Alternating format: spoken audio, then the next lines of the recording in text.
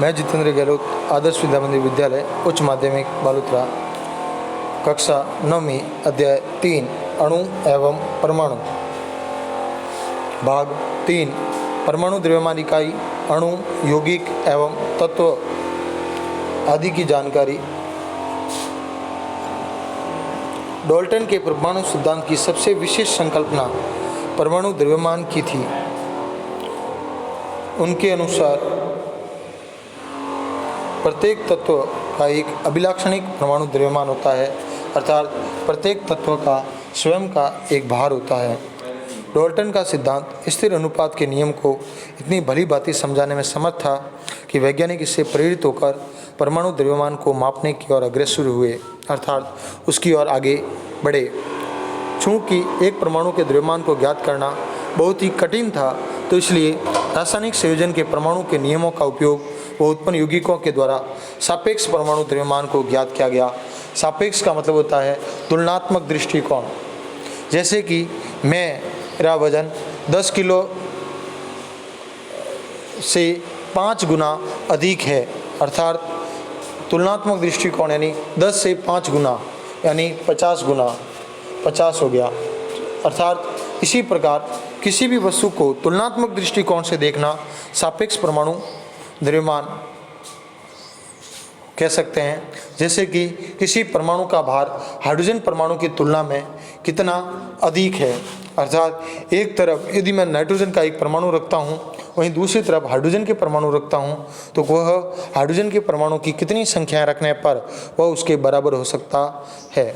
अर्थात यदि एक तरफ एक नाइट्रोजन परमाणु है और दूसरी तरफ 14 हाइड्रोजन परमाणु हैं, अर्थात नाइट्रोजन का एक परमाणु व हाइड्रोजन के 14 परमाणु, अर्थात उनका अनुपातिक दृष्टिकोण 1:14 हो सकता है। इसी प्रकार सापेक्ष परमाणुवाद द्वारा उनका द्रव्यमान ज्ञात किया गया। हम यहाँ पर एक यौगिक कार्बन मोनोऑक्साइड CO का उदाहरण ले सकते हैं, जो कार्बन एवं ऑक्सीजन द्वारा निर्मित है। प्रयोग के तौर पर हम निरीक्षण करें तो 3 ग्राम कार्बन व 4 ग्राम ऑक्सीजन के संयोजन से कार्बन मोनोऑक्साइड का निर्माण हुआ। तो हम ये कह सकते हैं कि कार्बन अपने 4/3 गुना अधिक द्रव्यमान वाले ऑक्सीजन के साथ संयुक्त हुआ, अर्थात उसका जो भार है वो उससे 4/3 गुना अधिक है। उसी प्रकार मान लीजिए हम परमाणु द्रव्यमान की इकाई को एक कार्बन परमाणु द्रव्यमान के बराबर मानते हैं, तो कार्बन परमाणु को 1.0 म्यू तथा ऑक्सीजन परमाणु द्रव्यमान को 1.33 म्यू निर्दिष्ट करेंगे। अर्थात यदि कार्बन का भार 1 माना गया तो बाकी परमाणुओं का भार कार्बन की तुलना में कितना अधिक या कितना कम है। प्रारंभ में परमाणु द्रव्यमान इकाई को AMU द्वारा प्रदर्शित किया जाता था, अर्थात लिखा जाता था, लेकिन आजकल IUPAC ने नवीनतम अनुमोदन द्वारा AMU का शॉर्ट U अर्थात यूनिफाइड द्रव्यमान द्वारा प्रदर्शित करने लगे हैं। लेकिन द्रव्यमानों की इस इकाई को यथासंभव पूर्णांक या लगभग पूर्णांक में व्यक्त करना अधिक सुविधाजनक होता है। आगे चलकर वैज्ञानिकों ने परमाणु द्रव्यमान की भिन्न भिन्न इकाइयों के बारे में भी विचार व्यक्त किए, जिनमें वैज्ञानिक जब विभिन्न परमाणु द्रव्यमानों की इकाइयों के बारे में प्रयोग कर रहे थे, तो उन्होंने प्रारंभ में प्रकृतिजन्य ऑक्सीजन परमाणु के द्रव्यमान के 1/16वें भाग को इकाई के रूप में लिया, जिसे मुख्य रूप से इस प्रकार समझ सकते हैं। अर्थात सामान्यतः उन्होंने कहा कि जैसे कि एक ऑक्सीजन परमाणु का भार 16 है, तो 16 का 1/16वां भाग यानी उसका एक परमाणु लेने पर उसके यदि 16 बराबर टुकड़े करते हैं, तो उसके एक टुकड़े के वजन के से दूसरे परमाणुओं का भार कितने गुना अधिक है या कितने गुना कम है। और ऑक्सीजन का उपयोग करने के मुख्य 2 कारण थे। उन 2 कारणों में से पहला कारण, ऑक्सीजन अनेक तत्वों के साथ अभिक्रिया करके यौगिक का निर्माण करता है। वहीं दूसरा कारण था कि ऑक्सीजन परमाणु द्रव्यमान इकाई द्वारा अधिकांश तत्वों के परमाणु द्रव्यमान पूर्णांक में प्राप्त हुए, अर्थात पूर्ण अंकों में प्राप्त हुए। लेकिन 1961 में परमाणु द्रव्यमानों को ज्ञात करने के लिए परमाणु द्रव्यमान इकाई कार्बन 12 समस्थानिक आइसोटोप को मानक संदर्भ के रूप में सार्वभौमिक अर्थात सभी लोगों ने मिलकर इसे स्वीकार कर लिया, अर्थात कार्बन 12 समस्थानिक के एक परमाणु द्रव्यमान के 1/12वें भाग को मानक परमाणु द्रव्यमान इकाई के रूप में स्वीकार कर लिया गया, जिसमें कार्बन 12 समस्थानिक के एक परमाणु द्रव्यमान के सापेक्ष सभी तत्वों के परमाणु द्रव्यमान प्राप्त किए गए। आप इसे एक उदाहरण द्वारा समझ सकते हैं, जैसे कि एक व्यक्ति जो तरबूज बेचता है, उसके पास एक फल विक्रेता जिसके पास कोई भार नहीं है और उसे तरबूज बेच रहा है, तो वह एक तरबूज को लेकर उसका भार, मान लीजिए कि एक तरबूज है और उसका भार 12 इकाई है, या अपन कह सकते हैं 12 किलो का एक तरबूज है, 12 किलो का एक तरबूज है, तो उस 12 तरबूज इकाई अर्थात 12 फल द्रव्यमान इकाई कह सकते हैं अपन, अतः उस तरबूज के टुकड़े के 12 बराबर टुकड़े करने पर पाते हैं कि उसके द्वारा बेचे जा रहे प्रत्येक फल का द्रव्यमान तरबूज के एक टुकड़े के द्रव्यमान के सापेक्ष कितना अधिक है। जैसा कि हम एक देखेंगे, अब वह फलों के सापेक्ष फल द्रव्यमान इकाई में से बेच सकता है, अर्थात जैसे कि एक तरबूज लेने पर इस तरबूज के, मानना कि इस तरबूज के 12 किलो वेट है, तो इसका वजन यदि 12 किलो है तो इसके बराबर 12 टुकड़े करने पर प्रत्येक तरबूज का वजन 1 किलो हो जाएगा। तो यदि किसी व्यक्ति को 1 किलो वस्तु बेचनी है तो एक तरफ एक तरबूज रख दिया गया और दूसरी तरफ उस फ्रूट को रख दिया गया। यदि उसे 2 किलो फ्रूट बेचने हैं तो 2 तरबूज की इकाइयाँ रख सकता है, वहीं 12 किलो बेचने हैं तो यहाँ पे 12 के 12 तरबूज उसे रख सकता है। इस प्रकार तुलनात्मक दृष्टिकोण से किसी वस्तु को प्राप्त किया जा सकता है। तो इस प्रकार किसी तत्व के सापेक्ष परमाणु द्रव्यमान को परमाणु के औसत द्रव्यमान का कार्बन 12 परमाणु के द्रव्यमान के 1/12वें भाग से परिभाषित किया गया। अर्थात परमाणु द्रव्यमान इकाई किसे कहते हैं? तो परमाणु द्रव्यमान इकाई किसी तत्व के सापेक्ष परमाणु द्रव्यमान का परमाणु के औसत द्रव्यमान का कार्बन 12 परमाणु के 1/12वें भाग के बराबर होता है। वहीं परमाणु के द्रव्यमान, सामान्यतः एक हाइड्रोजन परमाणु का द्रव्यमान 1 यूनिफाइड, कार्बन का 12 यूनिफाइड, नाइट्रोजन का 14 यूनिफाइड, ऑक्सीजन का 16 यूनिफाइड, सोडियम का 23 यूनिफाइड, मैग्नीशियम का 24 यूनिफाइड, सल्फर का 32 यूनिफाइड, क्लोरीन का 35.5 यूनिफाइड, कैल्शियम का 40 यूनिफाइड तक वजन होता है।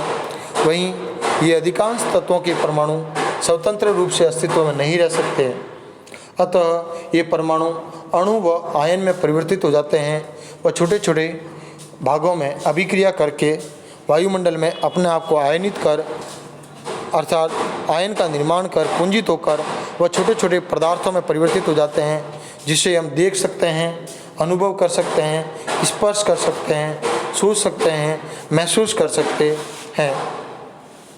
यही साधारणतः अणु ऐसे 2 या 2 से अधिक परमाणु से मिलकर बने रहते हैं, जो रासायनिक अभिक्रिया द्वारा जुड़े रहते हैं अथवा इनके मध्य परस्पर आकर्षण बल के द्वारा कसकर जुड़े होते हैं।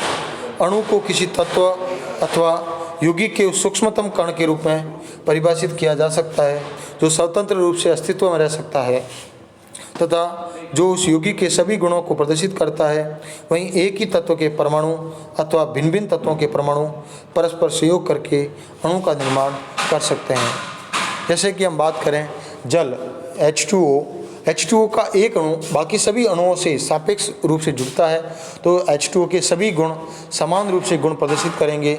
जल के एक अणु शेष अणुओं से समान गुणों में समानता प्रदर्शित करेगा। तत्व एक ही प्रकार के अणु से मिलकर बने होते हैं। एक शुद्ध पदार्थ जिसे न तो साधारण पदार्थों में तोड़ा जा सकता है, न ही भौतिक व रासायनिक अभिक्रिया द्वारा अलग अलग पदार्थों में विघटित किया जा सकता है। तो तत्व एक ही प्रकार के परमाणु से मिलकर बने होते हैं, जिनमें 2 या 2 से अधिक साधारण पदार्थों से बन सकता है, उसे तत्व कहा जा सकता है। जैसे लोहा है, सोडियम है, ये एक ही प्रकार के परमाणु से मिलकर बने होते हैं, तो इन्हें तत्व कहा जा सकता है। उसी प्रकार ऑक्सीजन अणु 2 ऑक्सीजन परमाणु से मिलकर बना है। वहीं ऑक्सीजन 3 ऑक्सीजन परमाणु, ओजोन 3 ऑक्सीजन परमाणु से मिलकर बनी है। अब है परमाणुकता। किसी अणु की संरचना में प्रयुक्त होने वाले परमाणुओं की संख्या को उस अणु की परमाणुकता कहते हैं। अर्थात किसी भी ऑक्सीजन अणु 2 ऑक्सीजन परमाणु से मिलकर बना है तो उसकी परमाणुकता 2 है। ओजोन 3 ऑक्सीजन परमाणु से मिलकर बना है तो उसकी परमाणुकता 3 है। वहीं धातु अणुओं एवं कुछ अन्य तत्वों के अणुओं जैसे कि कार्बन के अणुओं की सरल संरचना नहीं होती, किंतु उनके अणुओं में असीमित परमाणु परस्पर बंधे होते हैं, आपस में जुड़े हुए होते हैं। जैसे आप देख सकते हैं आर्गन एक परमाणु अणु है, अर्थात उसका एक परमाणु स्वतंत्र रूप से अस्तित्व में रह सकता है। हीलियम का भी एक परमाणु स्वतंत्र रूप से अस्तित्व में रह सकता है, क्योंकि ये दोनों अक्रिय गैसें हैं जो वायुमंडल में स्वतंत्र रूप से रह सकती है।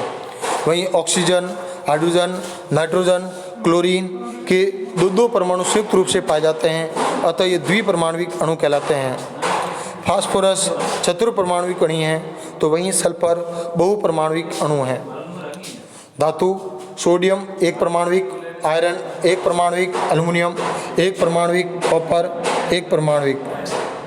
जब 2 या 2 से अधिक तत्वों को एक निश्चित अनुपात में रासायनिक संयोजन द्वारा जोड़ा जाता है तो इस प्रकार बना पदार्थ यौगिक कहलाता है। यौगिक के गुण संयोजित तत्वों के गुणों से बिल्कुल अलग होते हैं। जैसे जल एक यौगिक है, क्योंकि जल का निर्माण हाइड्रोजन व ऑक्सीजन से मिलकर बना होता है। वहीं हाइड्रोजन व ऑक्सीजन तत्वों के रूप में उपस्थित होते हैं, अतः इन दोनों तत्वों से मिलकर यौगिक का निर्माण होता है और यौगिक सदैव एक निश्चित अनुपात में तत्वों से मिलकर निर्मित होते हैं। जैसे जल में हाइड्रोजन व ऑक्सीजन के द्रव्यमान का अनुपात सदैव 1:8 होता है। वहीं अमोनिया में नाइट्रोजन व हाइड्रोजन का अनुपात सदैव द्रव्यमान अनुपात 14:3 होता है। वहीं कार्बन डाइऑक्साइड में कार्बन व ऑक्सीजन के मध्य का अनुपात सदैव 3:8 होता है।